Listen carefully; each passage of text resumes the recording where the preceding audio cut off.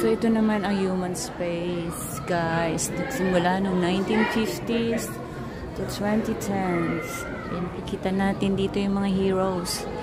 Human civilization dates back thousands of years, but it only 60 years we have sent a spacecraft to every planet in the solar system and learned to live in space.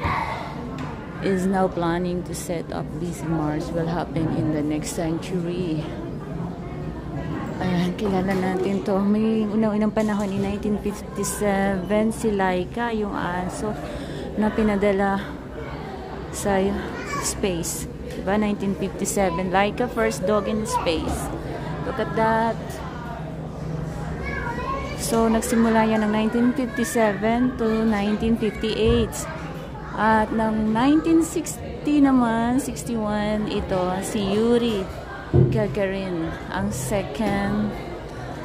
first spacewalk na naglakad sa space noong 1965. At syempre, noong 1970s naman, ang Skylab na Enere, noong Pioneer 10, first space probe to visit Jupiter ng USA. Ayan. So, hanggang 1979 yan. At noong 1980s naman, ay sa Colombia nagsimula.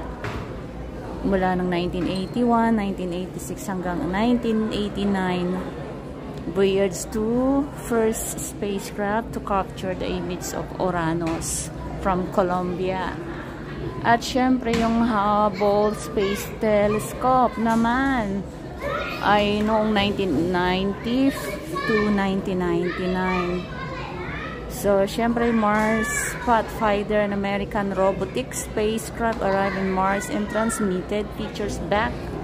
So, Hubble Space Telescope noong 1990 to 1999. At syempre naman si Yang Liwi. Of course, napanood na natin to, guys, nung nag-uumpisa sa 2003 hanggang 2008. Si Yang Liwi Stardust, the first spacecraft that have brought comet dust to Earth and USA. Wow. At syempre naman ng 2010 naman, ito, Philae. So, nag-iba na yan. I think napanood na natin yan sa pelikula, diba? Mga masisikat na mga stars. So, mula ng 2010 hanggang 2015 in Tiangong, China, first test bed for space station launch. So, napanood na natin yung pelikula nang nagkaroon sila ng naiwan sa space. Isang napakagandang pelikula na ayan, nakikita natin sa kanyang pakikipagsalabaran. Siguro mga 20 years bago pa siya nakabalik sa ating mundo. Ayan, yung mga human space na ginamit before, during the time. At syempre, ganyan yung outlook niya, oh. Ganyan yung outlook niya. And walking in space. So, ayan, science tayo, guys. At ito yung mga ginamit nilang gloves. Helmet for space. Gloves for space. So, sa loob ng space, ganyan yung walking nangyayari. At syempre, meron ditong disorientation in space daw. So, puntahan natin. Wow, ayan na.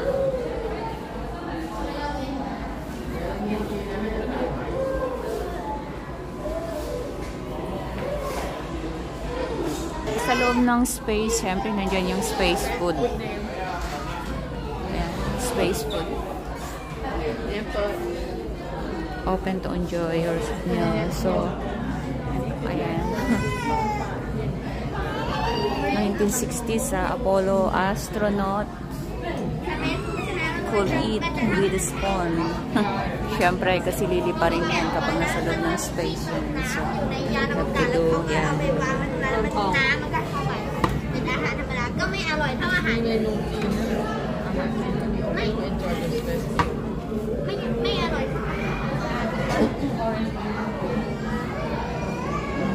ito naman ay yung kanilang space toilet. Look at that, yung space toilet nila, guys. So, ganito rin pala yan. Space toilets niyan ay going to the bathroom in zero gravity. Is a bit different from that on Earth, na kakaiba pala sa lupa yung kanilang toilet sa space toilet, no? Kasi yung solid and liquid waste and weighted away by airflow. So, yan, nakasealed ng plastic bag, tapos disposal bag, tapos kinikerry nila pagka lumapag na sa Earth. So, yan, space-walking astronaut also use super absorbent diapers. So, mayroon silang diapers din pala. Alright, ito natin, guys, yung space bedroom nila. So, kailangan daw yan mapanatiling malinis. So, bakit ganito kaya yung style niya? Parang nakatayo. Look at this, parang nakatayo siya, no? So, there is no shower pala in the international space. There is no up. Sabi niyan, there is no up and down at the day and night. Cycle occurs 16 times a day of the International Space Station's astronauts. Maintain a sleep cycle but have to be strapped into a sleeping bag. Ah, okay. Kaya pala ganyan yung style niya. So, wala silang bathroom. So, hindi sila siguro nangangamoy kasi nga nasa space sila. So, bawal ang ligo-ligo. So, ito naman yung box. Okay.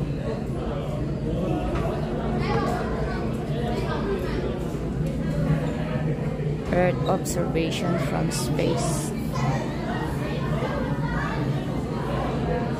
Keep fit and space. So, kailangan pala hindi ka tataba. Kung ano yung umalis ka sa Earth ay ganun din dapat yung timbang mo.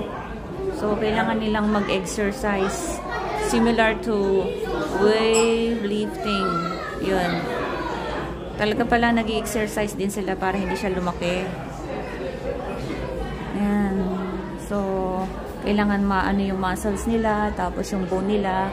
So, since it is not required to support their weight, kailangan talagang definitely ay mayroon silang slightly exercise sa loob ng spaceship.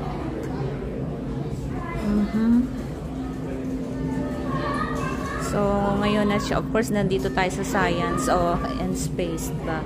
Pinag-uusapan natin dito yung space of life, of science, para sa observation nung nakaraang panahon. Tapos, pag kumakain sila, ayan, kailangan nyo dilatalo. Kailangan nilang anahin kasi pag hindi nila na ano yun, lilipad yan. So, one of the most important roles of ISS is to observe the Earth's surface to carry out research into weather, climate change, agriculture, and natural disaster pala.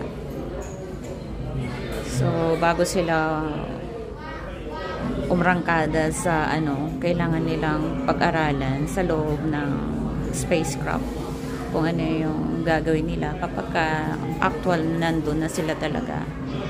So, maraming experiment at saka observation na kailangan nilang gawin sa International Space Stations.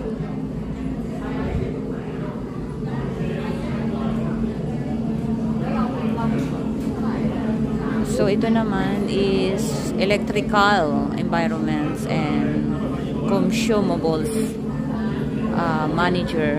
So, kailangan lahat ito perfect kapag landing na, yung out na, pagka aangat na siya. Yan.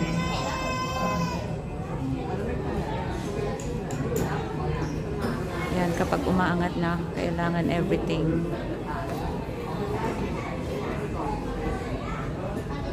yun, ganun. So, nandyan yung electrical environment and consumables manager. So,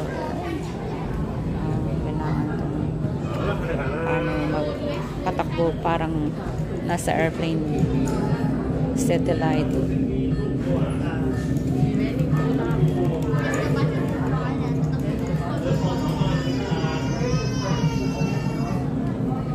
At ito naman yung mga rockets.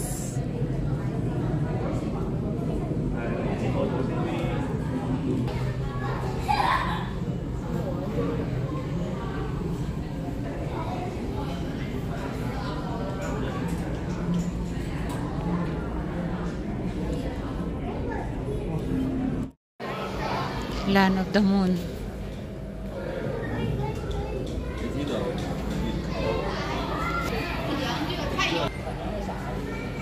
Lunar Exploration Flight Path of Apollo 2.